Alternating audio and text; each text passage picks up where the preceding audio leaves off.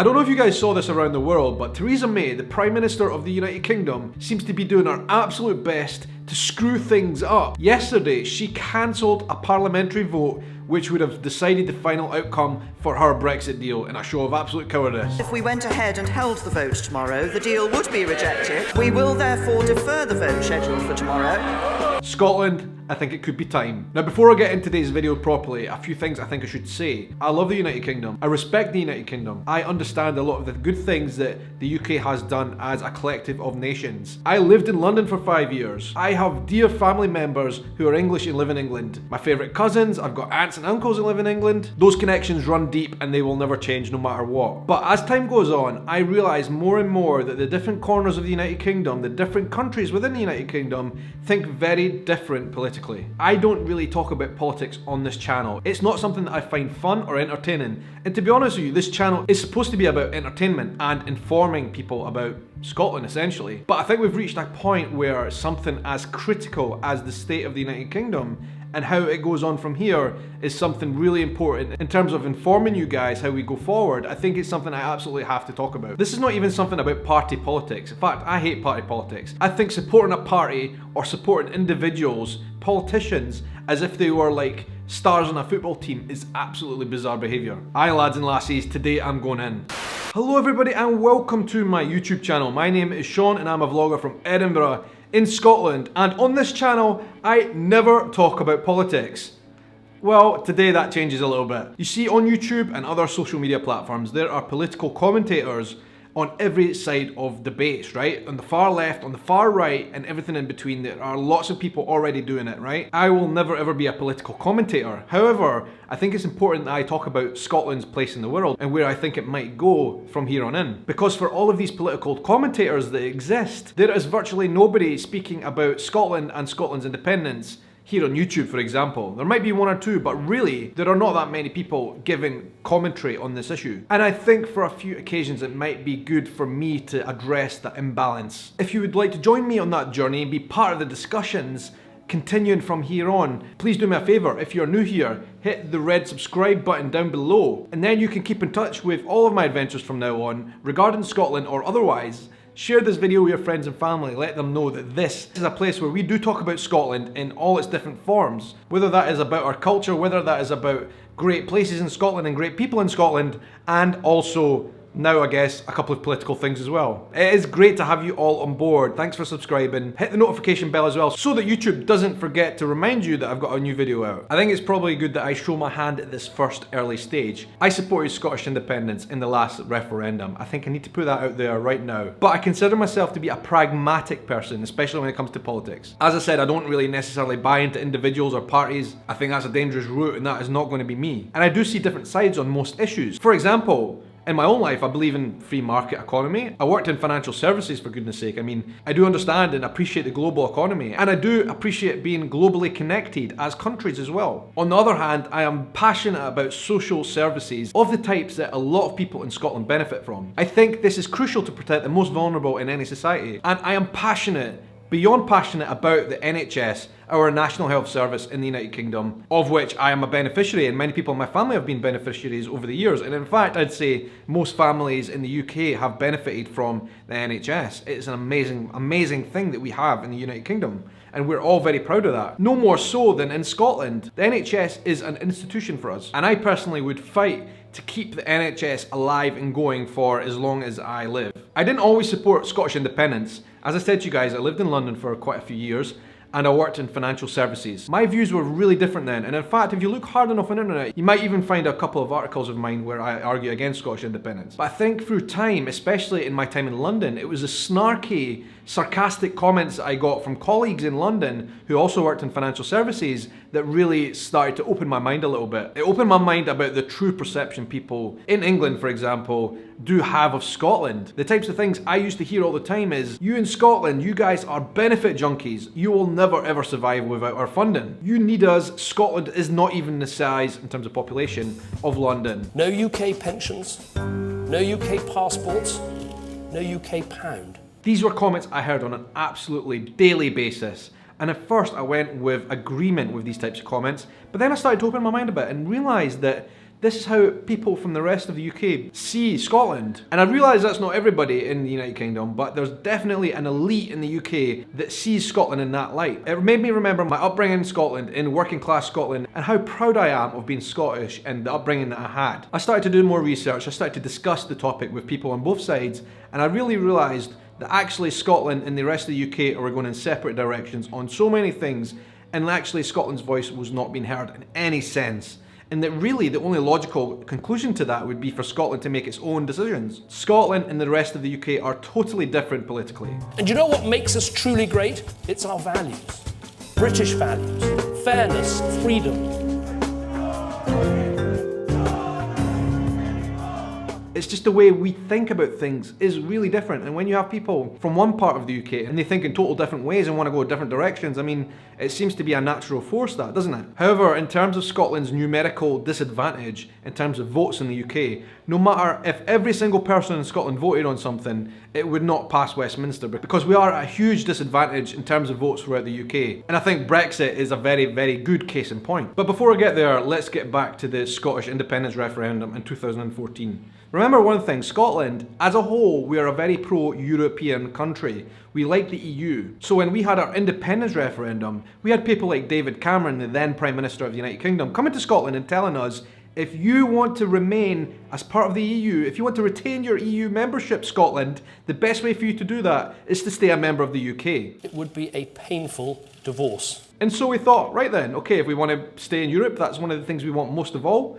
We better stay with the UK, and that's exactly what happened. That's what Scotland voted. But at that time, we did not know there would be a UK-wide vote on Brexit, on the UK exiting the EU. We didn't know that. That was not even something that factored in for us. We had been told by the British government, if Scotland wants to remain an EU member, it needs to vote to remain as part of the UK. That was a guaranteed way for it to remain a EU member. Then we voted no to Scottish independence in that thought. A couple of years later, Brexit comes, the UK decides to leave the EU, and by the way, Scotland voted 62% to remain as an EU member. The map showing the differences between how we voted on EU and how the rest of the UK voted on EU is stark. And when you see that, and when you recognise the promises that were made to Scotland if it remained as part of the UK, you realise that actually circumstances now are very different from when we voted for Scottish independence the first time. Promises that were made to us, not just in terms of the EU, but other things as well, pledges of support and stuff that came from the UK, have now evaporated into thin air. And when you include this, as well as the fact that Theresa May has made such a historically impressive balls up of Brexit, and what it is to be, you can actually see polls in Scotland turning now, which show that the majority of Scottish people would actually support a Scottish independence over Brexit Britain. So, Tuesday 11th December, that's the day, the UK Parliament was supposed to vote on Theresa May's ballsed up Brexit plan, but at the last minute she pulled it because she knew she was going to lose the vote. And it would have failed in a catastrophic manner for Theresa May. I'm pretty sure she would have lost her job almost immediately. There would have been a vote of no confidence, and then we would have been left with this battle. Would there be another election for Prime Minister eventually through a general election, or would Boris Johnson take control? So we would have had either Boris Johnson or we would have had Jeremy Corbyn as Prime Minister of the UK, ruling Brexit on behalf of Scotland. And in terms of Scotland, like, that prospect is about as grim as a trip to the dentist. And I think a very small number of people would actually want either of those circumstances. Brexit and Scottish independence are two separate things, but let me explain the makeup of how the UK works. And it is generalising a little bit what I'm going to say, but it largely is true, right? In Scotland, Conservative people are the ones who largely want to remain as part of the UK. To keep the UK together, to make the UK strong, Conservative Scottish people, that is what they want. Mostly speaking. Conservatives in Scotland do not want Scottish independence. The people who want Scottish independence mostly are liberals, what you would class as liberals probably in other parts of the world. And a lot of people have come to me and asked me which are the type of people who vote for Scottish independence in Scotland, because it seems like back to front for them, but that is how we are made up. Liberals mostly vote for independence, Conservative people vote for the UK. And then when you get to the Brexit picture, it is another story altogether. Conservatives across the UK, Scotland and England and Wales and Northern Ireland, the Conservatives are the people who largely want Brexit. They want to vote to come out of the EU. Liberals, including Scotland and including the rest of the UK, are the ones who largely want the UK to remain as members of the EU. And from all that, when you look at the votes across the UK and who voted for what, when you see these types of maps, you can largely say that Scotland is a more liberal country compared to England. Scots who voted for independence mostly voted to remain as members of the EU as well. This is of course simplifying the matter. It's not that simple. There are people on all different sides with different beliefs, but that is largely the picture. My point is Scotland and England, and you can see clearly with the voting intentions and how people have voted in recent elections and referendums, we think differently. And I wanted to make today's short video just to put my stake in the ground and to say where I stand, because a lot of people have asked me for this. And I think it's time that I do say something, because we have reached a critical point in the UK in terms of Brexit and what's going to happen. People are so confused about what the government are doing. The UK government, Theresa May, and the Conservatives who are basically in charge of this whole process are just an absolute mess. And as I say, I'm a pragmatic person. I will listen and understand people for some reasons of why they wanted to vote for Brexit. I do understand some reasons. And it's the same on all sides in most debates. I do get there are good points and bad points and everything. It is a complicated picture, but what is clear to me is the disrespect that Scotland gets in this whole picture, and the way that we are left out, and the way that our vote essentially doesn't count for anything in the UK context, because our voting numbers is essentially just too small. But I do think with this chaos that we're seeing with the Brexit process, Scotland's time is now. I believe we should hold a final referendum on this issue, because circumstances have changed on Brexit.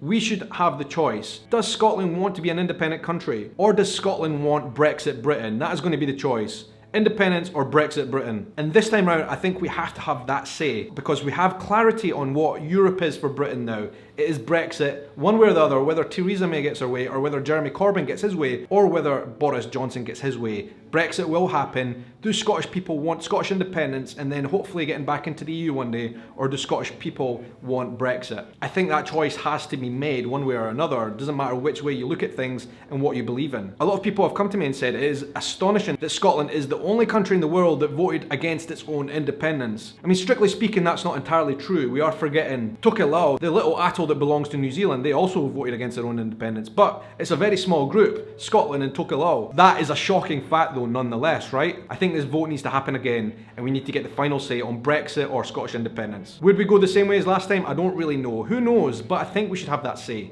Anyway guys, that is my opinion. I thought I would lay my stake in the ground and just explain a little bit about where I stand on this issue. It is complicated. There are two different massive opposing forces in the United Kingdom now. Brexit, Scottish independence. And I think, to be honest with you guys, the United Kingdom has never been in as much of a perilous state as it is now. It's absolutely a giant treading on eggshells. The UK has been going successfully for hundreds of years. It's done a lot of amazing things as a union. But like this Brexit thing has just opened up cracks in the ground that people were not expecting, opened up divisions in how people across the islands of the UK think. Scotland is a huge problem for the British government, and I don't think it knows what to do anymore, and I generally think the vote is the only way. Northern Ireland, meanwhile, is another enormous problem. Northern Ireland, for example, shares a landmass, an island, with the Republic of Ireland. I would not be that surprised if they have their own vote on whether there should be a reunified Ireland one day, because Brexit has just laid open such a farce in terms of borders and stuff, going back on agreements which made peace. A lot of people forget there was a lot of trouble and bombings and stuff in that region not long ago at all. That peace process is fragile and complicated. And now the Tories, essentially, the British government, have been messing with that fragile peace. As I say, a giant on eggshells, and I think like it is almost time it is going to crumble down. It pains me to say it in some ways, but I think Scotland, we have got a great opportunity to actually show the world who we are as an independent country. We have got so many good things going for us, so many talented people, and I think it's just time for us to make our own way in the world. That doesn't mean totally severing ties with the UK. That doesn't mean that at all. In fact, we could be very, very, very close partners. It doesn't need to be the doomsday that a lot of people say. But anyway, that's my opinion. I'd love to know your thoughts down below in the comments. What do you think about this looking in from the outside? I don't know how I'm going to continue doing these types of videos. I want to talk more about it, and I think there's going to be a lot to talk about in the coming months. I do think one way or another Scotland will have another vote. I think that's now inevitable because of the Brexit mess. And I actually think there might even be another vote on Brexit, the way things are going. But they're calling a people's vote. I think that is highly likely now as well. That is a whole nother story. So there will be other things for me to talk about in terms of politics in terms of this Scotland, UK,